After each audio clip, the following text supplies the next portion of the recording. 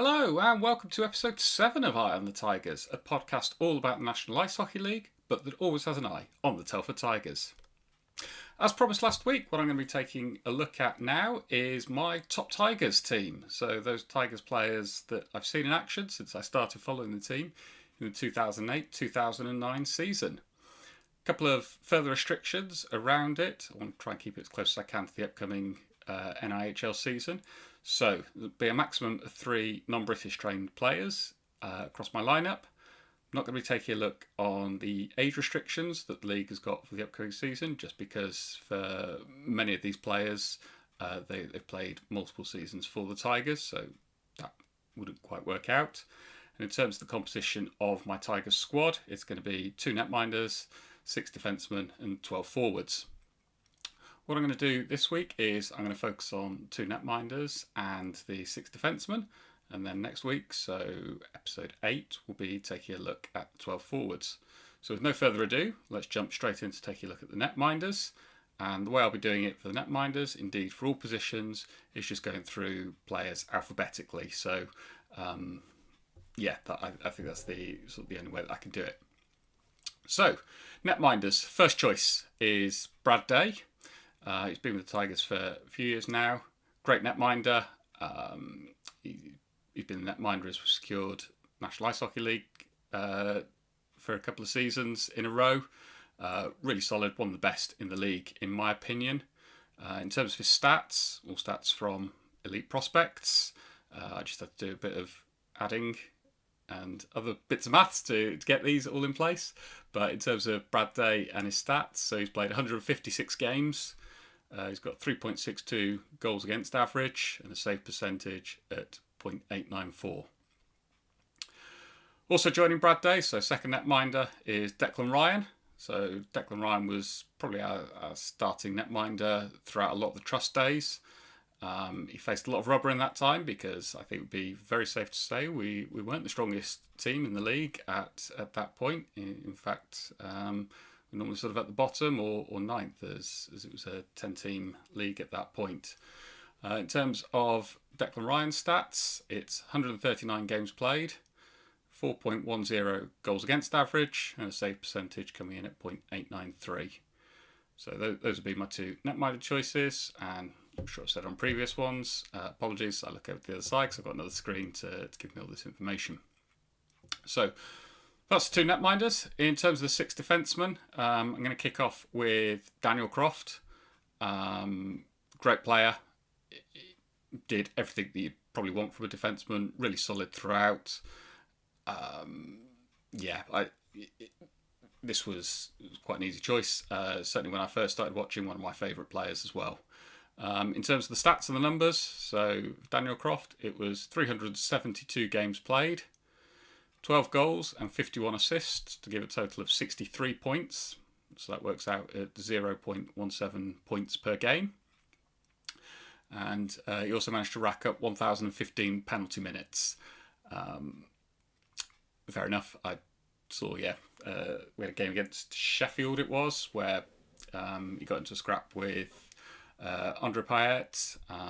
They both served their time, and then a couple of minutes out coming out of the box, did the same again. And apparently on the bench, he was saying, well, you need me to go again, I'll go again. So perhaps not surprised there to see so many penalty minutes. As well as playing for the Tigers, he also played for Tigers 2 or Tigers NIHL as it was then. So for them, it was 85 games played, 5 goals, 31 assists for 36 points. So 0.42 points per game on average. And he also racked up 150 penalty minutes. Next up is Corey Goodison. He's been a favourite of mine whilst he's been at the Tigers. In fact, I've got his own and loan shirt behind me, as you can probably see. If I move this way, there it is. Sorry. So that was from the 2021-2022 season. Really solid defenseman. One of the standout ones for me, definitely. In terms of the stats and numbers, so it's 252 games played, 30 goals, 102 assists for 132 points. So that's 0.52 points per game. and he's racked up 209 penalty minutes as well. It's going to be a real big loss for the Tigers for the upcoming season. Also played for Tigers NIHL, Tigers 2. So for them, it was 43 games, 12 goals, 13 assists for 25 points, which works out at 0.58 points per game. And there's 38 penalty minutes in there as well. Third defenceman, in terms of going alphabetically, somebody who's returning for the upcoming season, Danny Rose. Just consistent, does a great job every single night. Really couldn't ask for any more. Delighted that we've re-signed him. He's going to be a key player for us, I think, in the upcoming season. In terms of the stats on the numbers, so Danny Rose is currently at 496 games played, 42 goals, 138 assists for 180 points. So that works out at 0.36 points per game. And he's also picked up 294 penalty minutes. Next up, so number 4 is Tom Watkins. Can play as a forward, can play as a defenceman. In my team, he's going on the blue line as a defenceman. He's kind of become Mr. Telford Tigers in the time that I've been watching, I think. Came back with the trust. He was the coach and has been the coach throughout. He's played.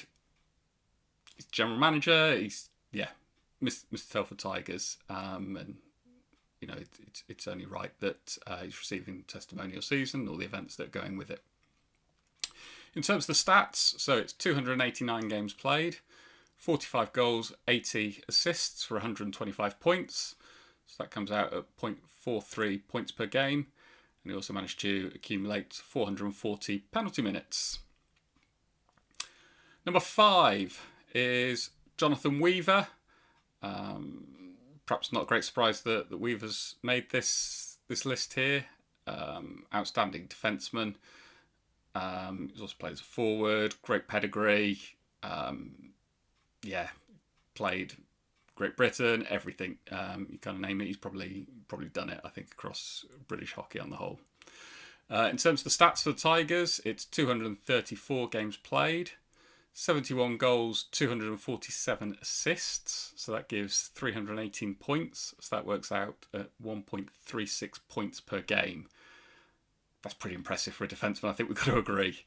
On top of that, there's 160 penalty minutes as well. And then last, but certainly not least, one of my favourites for the time that he was at the club, Sam Zajac. What a gritty player. Might not be the biggest, but boy, you never let that put him off or anything like that. It was always great to watch. Knew what you're getting. He's a player that I would love still to be in that Tigers lineup. In terms of the stats for the Tigers, it's 206 games played, 26 goals, 124 assists for 150 points. So that comes out at 0.73 points per game. And he also picked up 317 penalty minutes as well. So that concludes episode 7, in which I've taken a look at my top Tigers since I've been following the team. Please feel free to leave a comment. Who have I missed out? Would you agree with the players that I've selected? Leave a comment, let me know.